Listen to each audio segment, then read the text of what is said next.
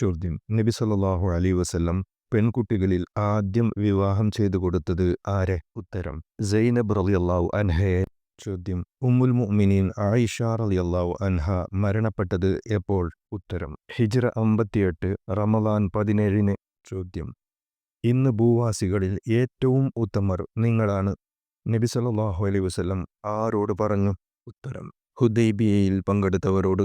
ചോദ്യം: അബ്ബാസ് റളിയല്ലാഹു അൻഹു ഇസ്ലാം സ്വീകരിച്ചുവെന്ന വാർത്ത കേട്ടപ്പോൾ നബി സല്ലല്ലാഹു അലൈഹി വസല്ലം എന്തു ചെയ്തു?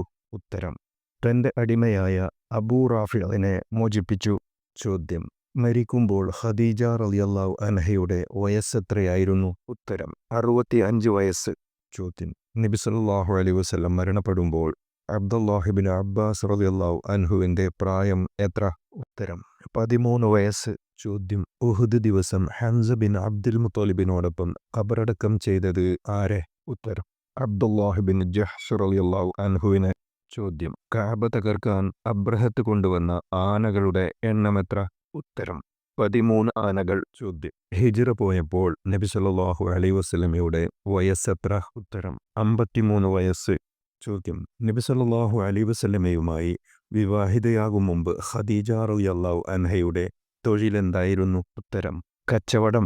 ചോദ്യം: ആയിഷ ബീവി റളിയല്ലാഹു അൻഹ വഫാത്തായത് ആരുടെ ഭരണകാലത്ത്? ഉത്തരം: മുആവിയ ബിൻ അബി സുഫ്യാന്റെ. ചോദ്യം: അബൂ ലഹബ് തൻ്റെ അടിമ സുവൈബത്തുൽ അസ്ലമിയെ മോചിപ്പിച്ചത് എന്തിന്? ഉത്തരം: സഹോദരൻ അബ്ദള്ളക്ക് മുഹമ്മദ് എന്നു പേരുള്ള ഒരു കുട്ടി ജനിച്ചെന്ന് വിവരം നൽകിയത് അവരായിരുന്നു.